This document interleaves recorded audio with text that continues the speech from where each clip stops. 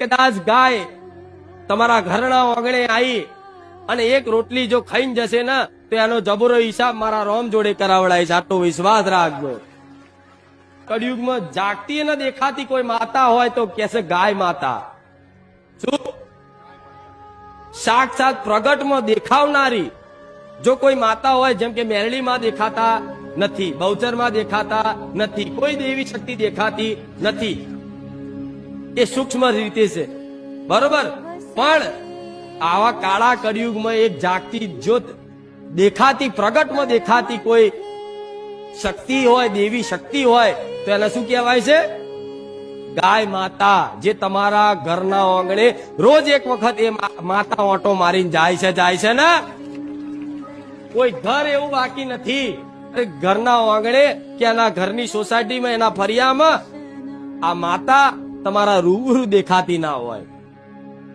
પણ જો એ ઘેર કદાચ એ ગાય માતાના માતા તરીકે, ભલે દેખાવમાં તો એક જાનવર છે, દુનિયાના જાનવરની દ્રષ્ટિથી જોવે છે, પણ એની અંતર એના દરેક જાણે છે. શાસ્ત્રો આવું કે છે, પુરાણો આવું કે છે કે ગાયની અંદર 33 કોટી દેવી દેવતાઓનો વાસ હોય છે.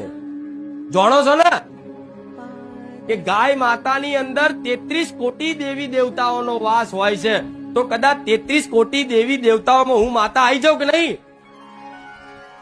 તમારી ચામુંડા આવી જાય કે નહીં? તમારી મહાકાળી આવી જાય કે નહીં? તમારી શક્તિ માતા આવી જાય કે નહીં? તમારી ખોડિયાર માતા, તમારી ઉમિયા માતા, તમારી હિંગળાજ માતા, તમારી આશાપુરા માતા, તમારી હરસિદ્ધિ માતા, તમારી બધી માતાઓ આ 33 કોટી દેવી દેવતાઓમાં સમાવેશ થાય છે.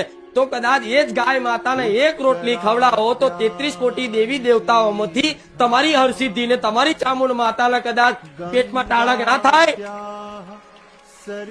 તમારી માતાને પ્રસન્નતા ના થાય? તમારી માતાની જે ભૂખ છે પ્રેમની, ભક્તિની, એ પૂરી ના થાય?